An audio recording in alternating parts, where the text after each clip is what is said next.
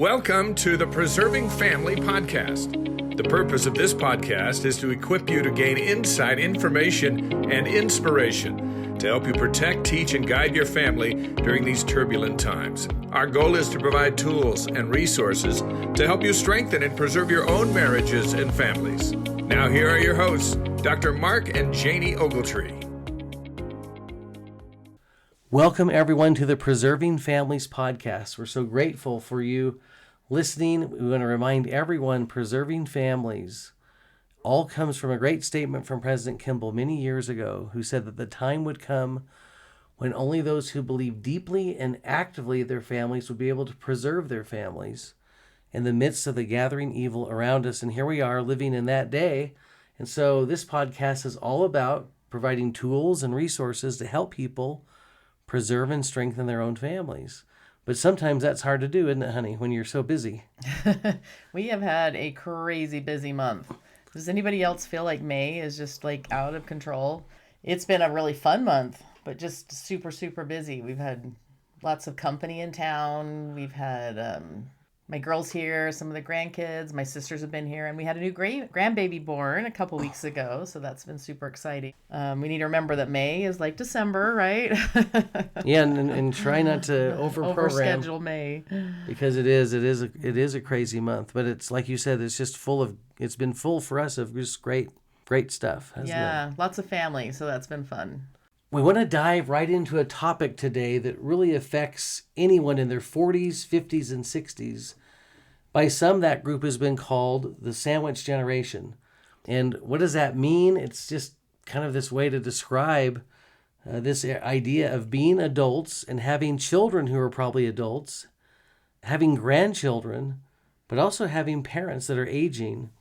Talk about being caught in the middle sometimes of a lot of stuff, right? There's a lot of interesting things, interesting dynamics to deal with at that stage of life. Like you just said, Janie, everything from watching or having a grandbaby be born to having my own mom in her almost 90s coming to visit us all in the same month, and all the different exciting things and challenges that can provide.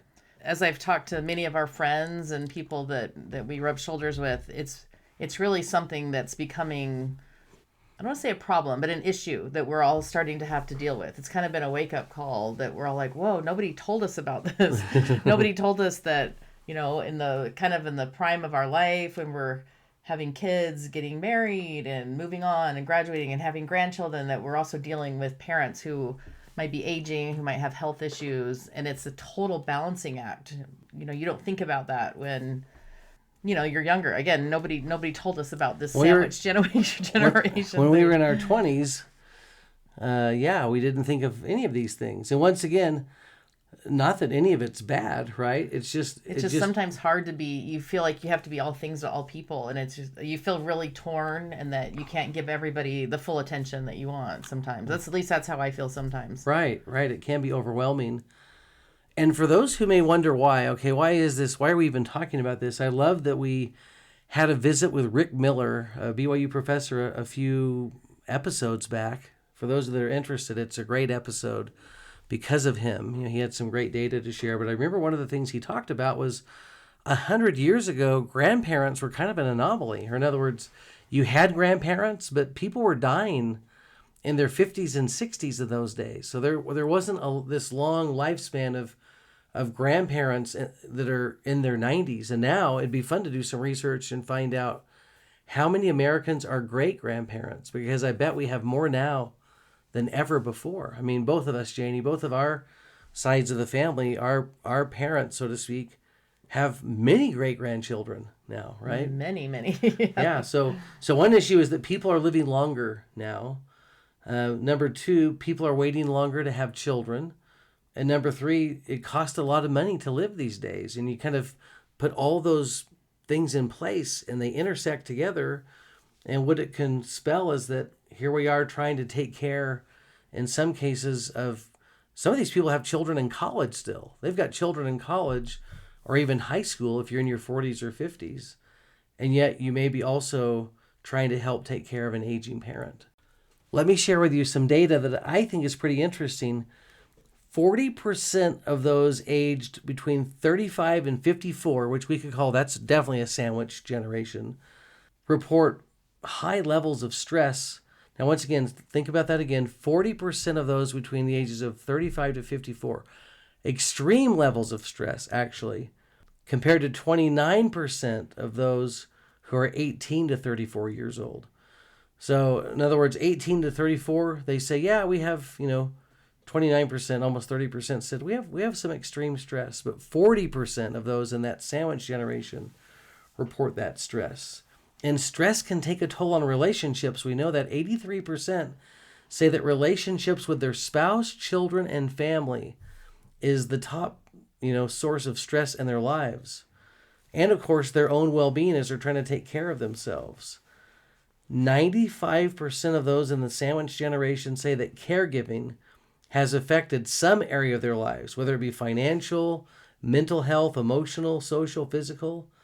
The average family spends about $7,000 a year out of their pockets on an aging parent. Did you have any idea that was the thing? No. Wow. Yeah, it's a lot, right? And then 60% of those that are helping with an aging parent report sleeping less than 7 hours a night. Now, there's probably a lot of reasons for sleeping less than 7 hours a night, but anyway. Wow, that's like millions of people that are trying to meet the needs of two different generations on either side of them, right? While still working full time. Like our age group, we're still employed. We're not retired yet. So we're still trying to work, manage our marriages, our children, maintaining our own physical health, mental health.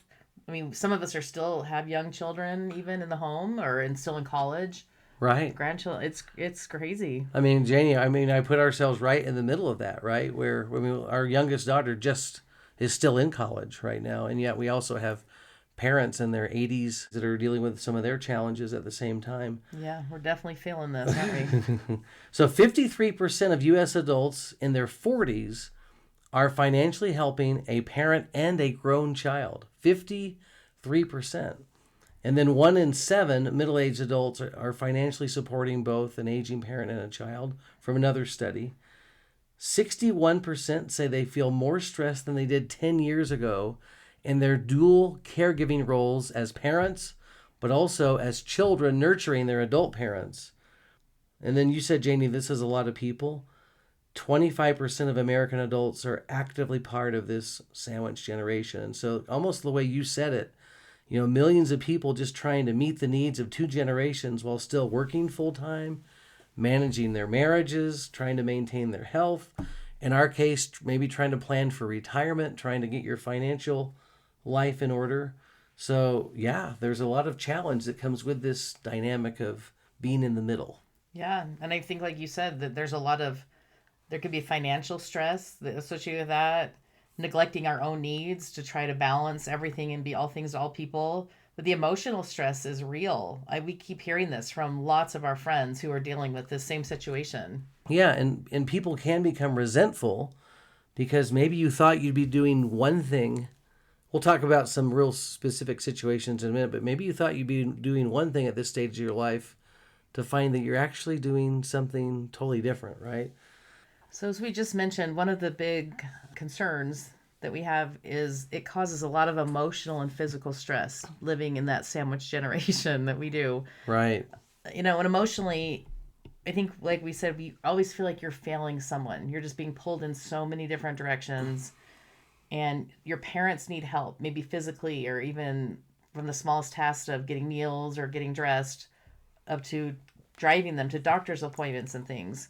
Then your own children need help with the grandchildren, helping them raise their children or babysitting or helping them do what they need to do as they kind of get launched. Right. And then there's a lot of guilt and stress and often very, a lot of exhaustion. Sure. So then the caregivers, which is our sandwich generation, which means sleepless nights, constant worry, neglected, self-care. Yeah.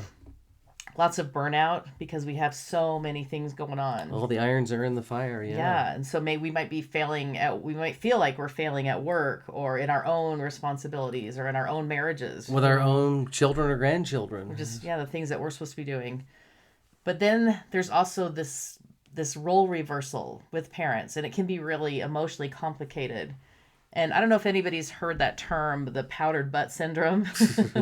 Sounds like a good one. But it's a term that I've heard a lot describing older adult parents whose children give them good advice, but the parents reject it, thinking that I've powdered your butt when you were a baby, so what makes you think you can tell me something that I already know? Has anybody else, have you guys heard that, the powdered butt syndrome? Yeah. And that makes it really hard as our parents start to age, when we feel like maybe we have answers or have things that would help them, but they don't want to hear it because they've powdered our butt, or they still look at us as children. And so from the parent's perspective, the older parent, it's really hard because they may feel a sense of superiority or based on their past parenting experiences. And they believe that they already know all there is to know about life and relationships because, they've lived a long, full life. And they might not be open to hearing new information or perspectives, even if it's from their children with good intentions. Even if we have good intentions, they just might and not guess wanna what? hear it. Some children are very smart, right? I mean, these children now that are in their 40s and 50s are CEOs and they're running corporations and they've done great things in their lives and they probably have a lot of good counsel, right? Just from their own experiences, but sometimes parents just won't even consider it's the powdered taking butt syndrome, right? Yeah, they just can't do They it. just always view us as children.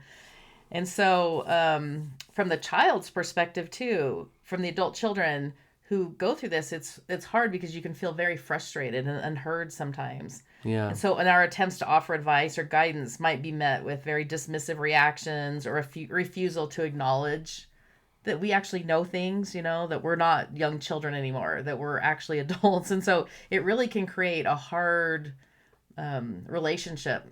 Difficult, Yeah, for sure. really hard. And so that's something that I think we really deal with because and also as that role reversal, where as our parents age, they almost sometimes turn into childlike, where we feel now like we have to parent our parents. Yes. As they kind of reverse into a more childlike or need more physical help or emotional or mental help. Yeah. So it can be a real struggle. Mm-hmm. And I think this is true with every parent. I mean, and I hope I can say this the right way, but I know we've thought this before as we've dealt with our own parents, is sometimes you think, do they still think we're 12? Because I don't know if they understand that we actually have a lot of grandkids, a lot of children. We've worked for 40 years. But to them, I think we're still 12, And I get that because I think, Janie, you and I may think that of our own children 20 years down the road. I don't know. We'll try to guard against that, but another area definitely is financial strain. The financial stresses. I think people feel really stretched in the sandwich generation as they may be helping their younger children or even grandchildren to some degree, but at the same time being put in a situation where they need to be helping their elderly parents. And so we know of many situations where people can't retire right now. I mean, I don't know anyone, Janie, to be honest with you, that retires right at age 65. I mean, most people I work with are going into their 70s now. But just the cost of caregiving and helping the younger generation, some do that, right? We know that not everyone's doing that, but there would be some who do. But we know of people who can't go on missions. They would love to go on a senior mission, but they can't because they're taking care of their family in a way that just won't allow them to do it, right? Some are taking second jobs or doing other things, that selling their bigger homes to downsize because they're trying to find where they can find the money to take care of all these needs. So we know that can be an issue. I love in the this quote from the AARP Caregivers magazine. It says, caregiving often comes without a paycheck, but with a cost. Your time, your energy, your sleep, and your peace. Yeah. Another area that we really feel torn a lot, and I think a lot of guilt, is through the spiritual and emotional part of being a caretaker of both generations on either side of us. And so for LDS members, the commandment to honor your father and your mother adds a lot of inspiration, but also a lot of pressure. So as we bear one another's burdens, we fulfill, we feel a lot of obligation to take care of our family members, which is, we need to. Families are forever. We love our families and we want to. And by the way, that's not always financial. Sometimes it's just spending time with trying to find the time to spend time with everyone, right? Right. And just, taking, even sometimes just taking care of physical needs of both generations. Mm-hmm. But I think that sometimes we can feel a lot of guilt and feel torn that, it's a lot of pressure. And so when we hear the words, honor your father and mother, what does that really mean? What does that look like? Do we need to be there constantly? Do we need to, personally take care of our father and mother? Can we arrange for people to help them? Can we help help them be in a place where they're taken care of? Or does that mean that we do it ourselves? I think a lot of these decisions are huge, that, they're all very individual and on different family circumstances and needs of our aging parents and things. But I think it's a lot that we in our generation deal with. Yeah. And I do. Let me say more about honor thy father and thy mother, because I do think a lot of us get really hung up on that. You'll even hear someone say, okay, that's not honoring your father and mother. I'm going to read something just from kind of a Jewish scholar that I look up to, that I think has a great take on this that makes sense to me. This phrase or expression, honor thy father and mother, is certainly a fundamental moral obligation, meaning children should respect, care for, and assist their parents in their old age, especially if the parents raise them well. But it's not about excessive pampering, but for providing essential needs like a roof, food, and basic care. And while parents are also commanded to love and care for their children, the commandment of honoring parents is the first in the 10 Commandments and comes with a promise. But then there's more. It doesn't necessarily mean that parents should move in with their children or be waited on them hand and foot.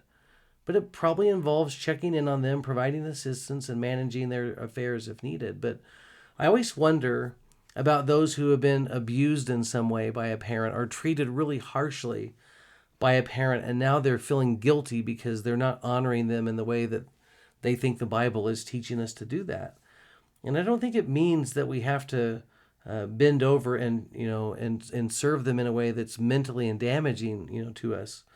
But I think we do want to make sure that our parents are taken care of.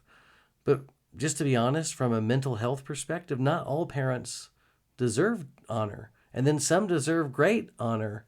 I can think, Janie, of many cases in my counseling practice where people have really struggled with this one because they do have a parent that has treated them harshly their entire life, or even not treated them anything. They've really neglected them for most of their life, but now in their old age expect the red carpet treatment, so to speak. And Janie, we've talked about the love tank concept in a marriage relationship, but I think that love tank is certainly true in parenting, and it's certainly true in our relationships with our aging parents, meaning that there's got to be money in the bank account or gas or fuel in the tank to draw out of, and sometimes there's just nothing there, right? That a parent-child relationship now in the later years, if there's no deposits going into that account, and there haven't been for years, it's going to be really hard to pull out of that account, right? That emotional, metaphoric account. And I think we see that happening a lot, today, where some parents really expect a lot in that area, and there's just nothing in there. They haven't put anything in there for years. And so, sometimes this can be really hard for some people. Well, and I think that's why the commandment is to honor your father and mother. It doesn't say love, cherish. It says to honor them. And again, like you said, in some cases that might mean making sure that their needs are met, that they're in a safe place, that they have caretakers, if you have the funds to pay people to take care of them, making sure that they're not on the street. But I think, in some hard relationships, that there's not love there. But again, respect is taking care. Yeah, just making sure they're not out, like you said, living under a bridge. But once again, maybe we need to go the other way for a minute too, because we also recognize there's just great, awesome parents out there that have an incredible relationship with their children. And back to our bank metaphor, the love tank, there's a lot of fuel or whatever you want to use, money.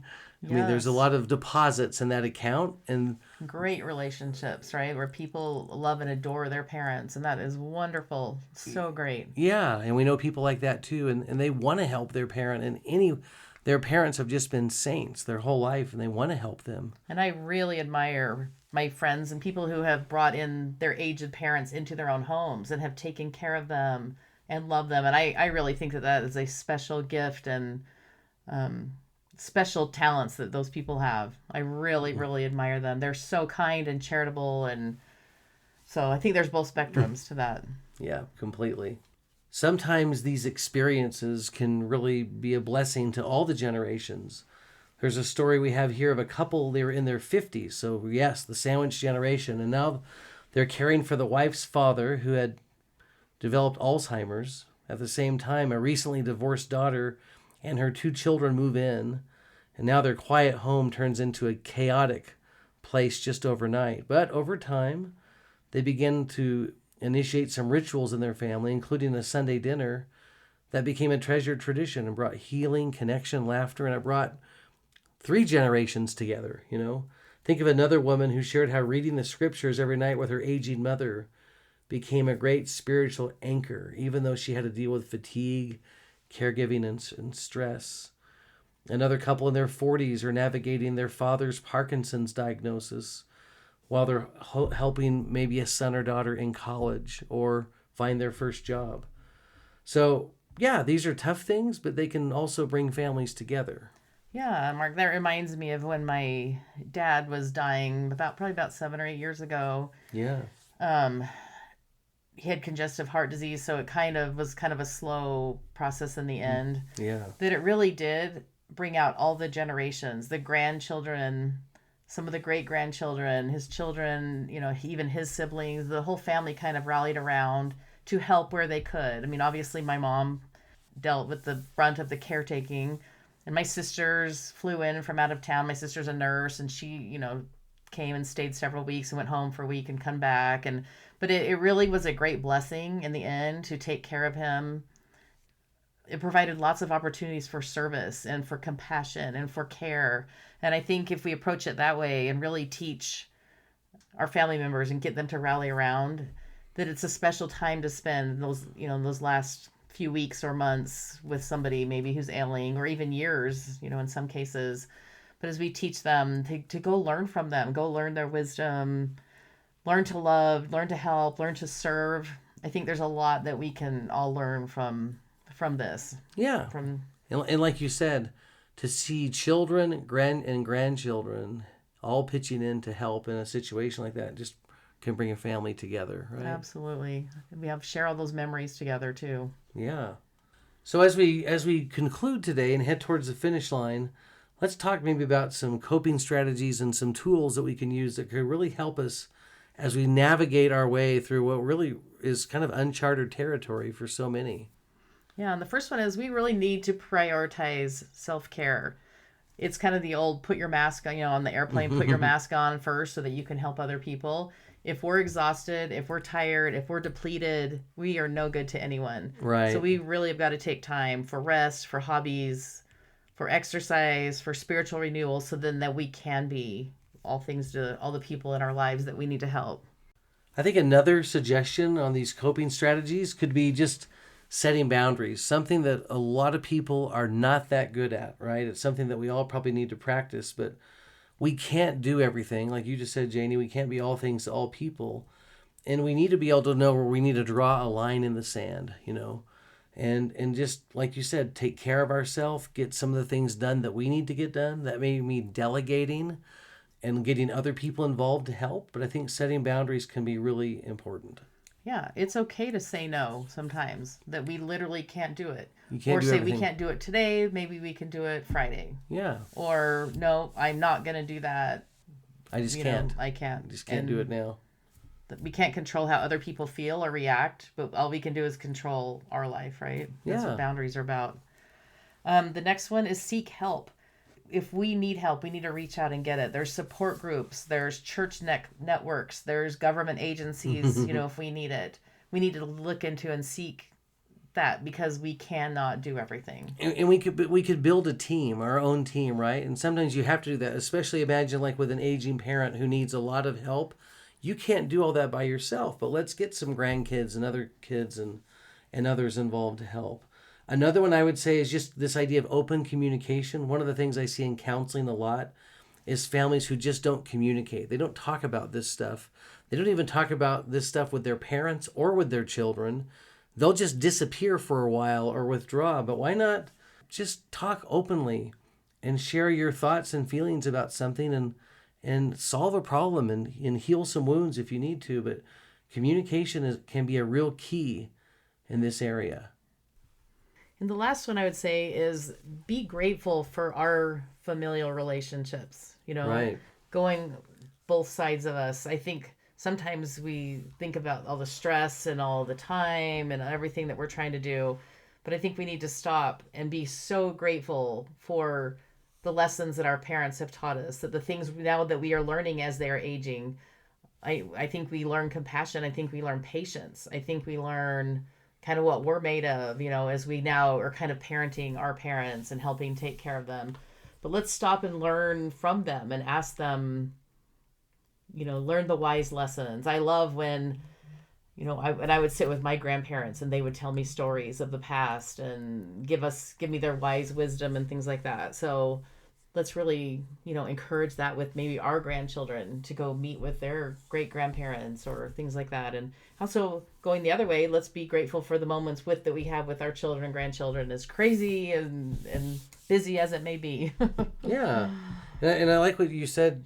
I shouldn't say what you said because you say this to me all the time, but as we talk about these relationships, especially looking towards our elderly parents, you'll say, remember 20 years from now, 22 years, 25, that's going to be us, right? And Yes, so it is. And so, yeah, we want we want to keep that in mind as we're looking in both directions at our own children and grandchildren one way, and then at our aging parents the other. Mark, I think one more too is we really need to lean on the Savior, invite Christ in to these relationships. We need to pray for strength. We need to pray for love and compassion, all the gifts that we are seeking in order to deal with these relationships, and pray for charity if we need it. Pray for patience. Pray for guidance maybe on how to help them through their aging process. But we'll back to the idea that we don't have to do this by ourselves, and the Lord can really help us, and He can inspire us and teach us. Help us to know what to do. Exactly. One of the ways that I think we can look at the older generation, our elderly parents and grandparents, is to not see the burden, but to see the great blessing. There's a talk that Elder Boyd K. Packer gave years ago that I think is worth everyone reading. It was called The Golden Years.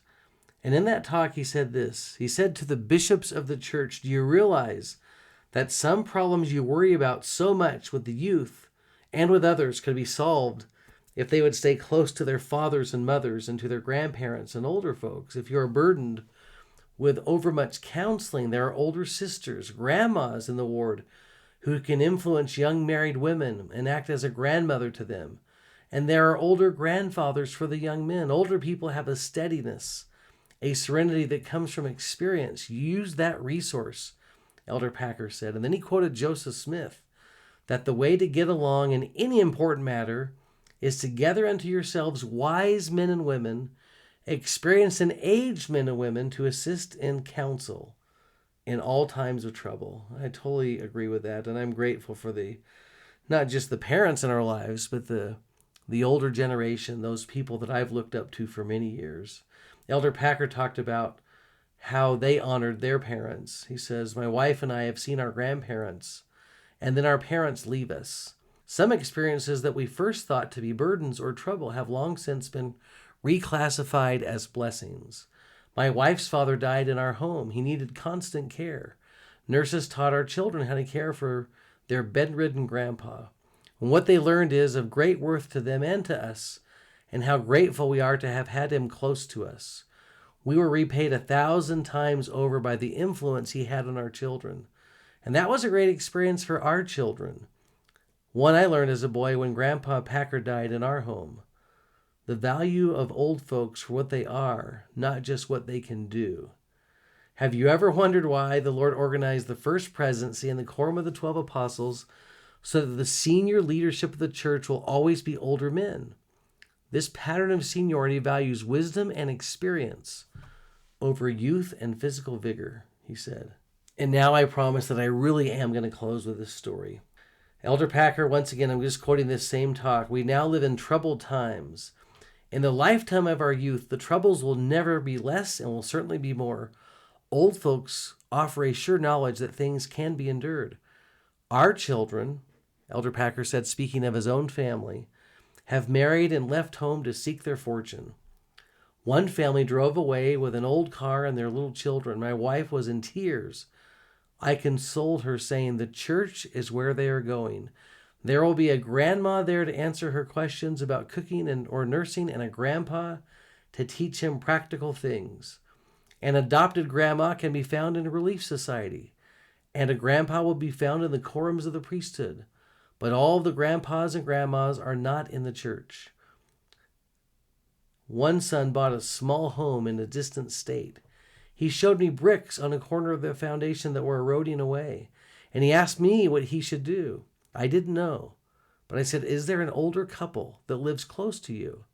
Yes, he said, across the street and down a few houses is a retired couple. Why don't you ask him to come over and look at that? He knows your climate. That was done, and our son got the advice of an older man who had seen problems like that and many others. That's what an adopted grandpa can do. And then Elder Packer concluded, honor thy father and thy mother, that thy days may be long upon the land. He then quoted the Apostle Paul, who taught that aged women must teach young women, and aged men must exhort young men, showing thyself a pattern of good works. That's in the book of Titus, chapter 2. Well, once again, I hope that you appreciate what we were trying to do there, and maybe at the beginning of the episode, kind of laying out some of the challenges with the sandwich generation faces. But then at the end, I hope you're catching it. We're talking to them now about the great blessings, especially the blessings with our older and aging parents and their great influence on us. Let's do something. LDS, let's do something. If it's been a long time since you've sent a note of thanks or a text of gratitude to a son or daughter, to a grandchild, to an older parent, now is the time to do it. Let them know how grateful you are for them and how much you appreciate their good lives, and maybe even share some things that you've learned from them. That would make their day. Everyone, thank you for being with us today. We look forward to being with you again. And until then, have a wonderful, awesome week.